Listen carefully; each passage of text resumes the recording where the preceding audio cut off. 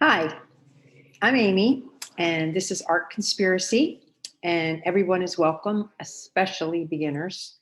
Anyway, today we are going to work on drawing the head, which is really great basic information. So, anyway, let's get started. All right, let me switch the spotlight. Here we go. Okay, the head is an egg. It's a little bit wider at the top, like an egg is. It's not perfectly symmetrical, but it's shaped like an egg. And it's really great because if you do practice a lot of eggs, get pretty good at this, then when we add other features, you're going to very easily be able to rotate this in space. I'll show you that in a second. Okay, from the top of the head to the bottom of the chin, halfway are the eyes. Now, a lot of people want to put the eyes up higher. I'm not sure why, but the eyes are right about in the middle. You need lots of room for the skull, for the brains, so to speak, okay? And then from there, from the eye to the chin, again, halfway is the nose. And for me, this line right here is the most important line on the face. You can do without the eyes. The mouth can be a suggestion, but you pretty much always have to know where the nose is and you have to show it. The nose is the biggest feature on the face and you can't really do without it. So anyway, there you go. And then if you want to establish light, right away, all you have to do is add this line that goes from the eyebrow, not the eye, it's going above the eye, eyebrow down to the nose. And that's it. Now you already have light coming from this direction because this is in shadow, even just based on the line. So that's really great information, simple information. From the bottom of the nose and the chin, this distance, a third of the way down is the parting line of the lips. Parting line is different from the lips themselves. It's the line between the two lips. And this is a very expressive, beautiful line. It's got some curves. I'm not going to get into detail on this video, but get this where it should be. Then your upper lip is above it. I'm going to say this is a woman. That's usually in shadow. And then just a tiny little shadow underneath is all you need to show that bottom lip. Anyway, we're jumping ahead a little bit to detail. Most important thing right now is location, size and location. You have your egg from here to here, halfway, the line of the eyes. From here to here, the nose. Then a third of the way down, the parting line of the lips. Okay, another important feature is the ear. Believe it or not, we're going to jump right to the ear. From the bottom of the nose, that's where the ear is going to end. And in an arc from the eyebrow is where your ear is going to stop. Now, this is an ideal ear or a standardized ear. Obviously, there's a lot of variation in ears. Older people especially have pretty big ears because their ears keep growing. And some people have tiny little ears. Some people also have attached earlobes and some people have detached earlobes. So we're talking about general proportion. And notice too here, there's a little bit of space here where there's the ear flaps. Okay, I mean, it comes away from the head. So then just do a C shape. Look at that, a C. Don't worry about it too much. And I know it looks kind of big. It's not particularly big, especially when you're gonna have hair or other things going on back here. Okay, so you got one ear. Use the proportions of the one to find the other one. There you go. And then I usually have to add a little skull more back here behind the ear. Okay, widen that egg a little bit. Okay. So we got a bald head. And if you want to do hair, which I'm assuming you will, draw it as a shape. Make it a little higher than the skull. It's usually thick. Draw it as a shape.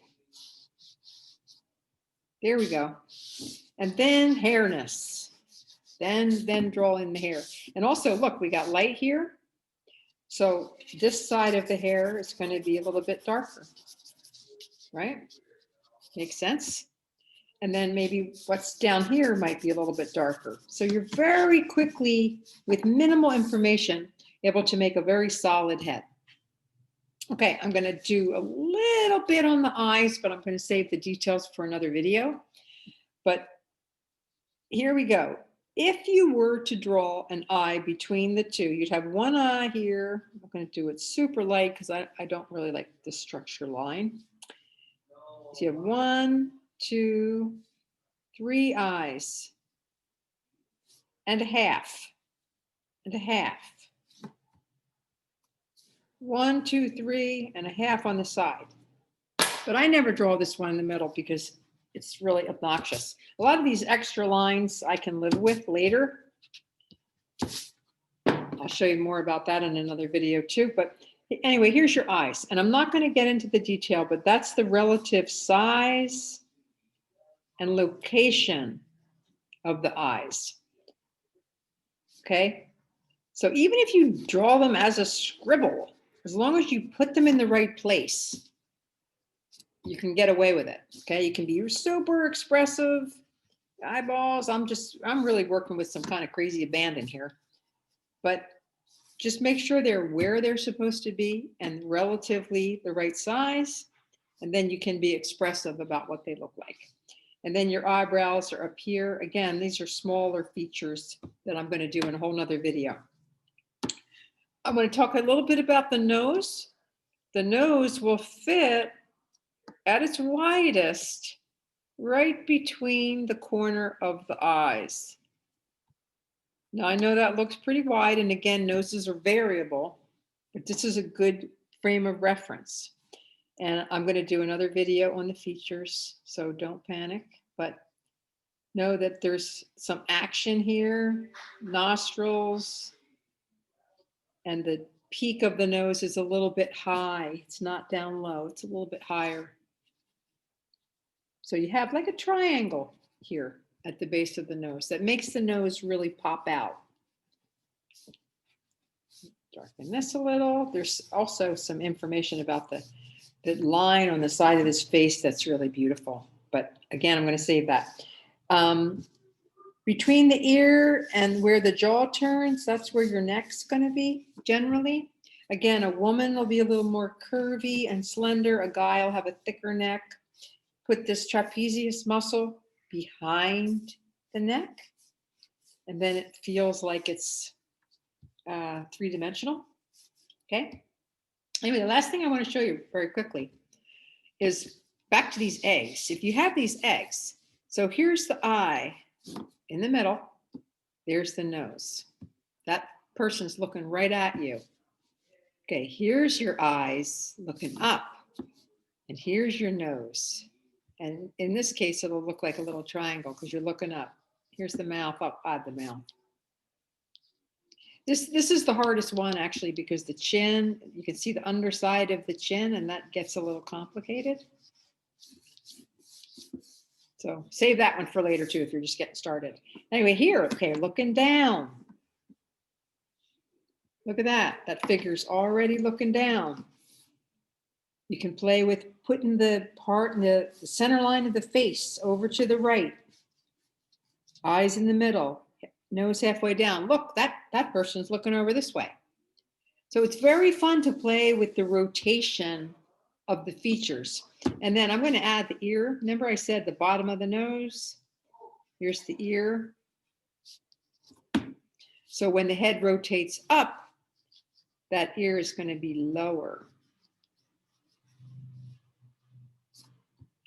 And when it rotates down, the ear will be high up here. Oop, that looks kind of funny. It's okay. Yeah, where's this one? And the more closer you get to a profile, the more skull you're going to have on one side, right? Eventually, you're going to get to where it's like all skull. But we're going to save that for the profile video. Anyway, that's a quick start. So study that, keep it simple. And actually, I'm going to do one more example for you. So hold on. Okay. So when you're studying the head, it's a really good idea to make them up and make it generic and put the features where you want, play with the rotation. But then eventually you're going to start looking at things. You might look at people, but mostly probably you'll look at photographs to study. So here's what I want to say. Don't let the photograph throw you.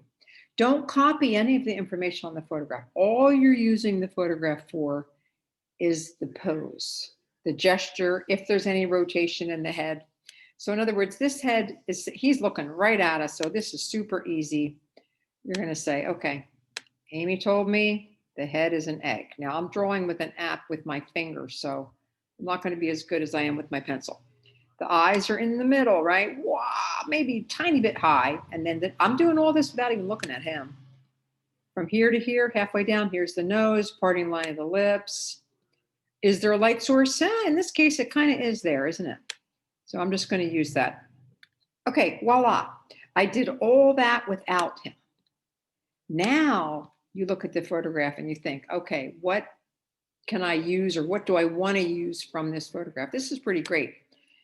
So I know his eyes are here. You can fit 3 in the middle. This is great. There's like white underneath this eye. So he's like sort of looking up at us. So I know where to put them and I draw them as a set. This is looking really crude. Anyway, coming down from the corner of the eye, again, I know how big the nose is. Now I can look at the specific information in my model. You can see that ball of the nose here, right?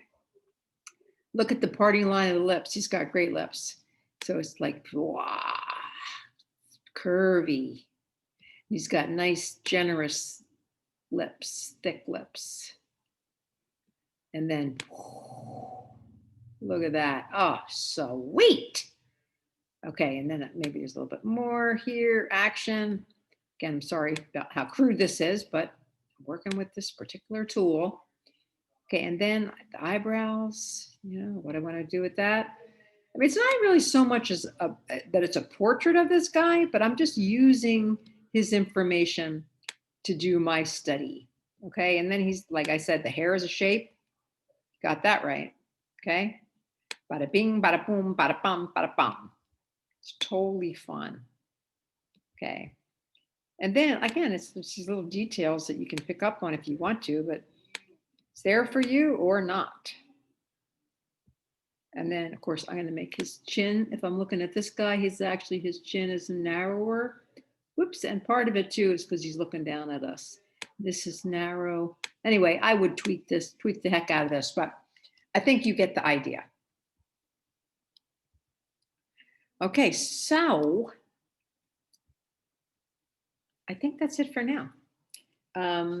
That's a lot to practice, really. It's pretty simple information, but if you get the structure, the location, the size of things, then you can be super expressive. You don't need to learn every single bell and whistle of the human anatomy in order to draw figures and express them in your artwork. So get to work on that.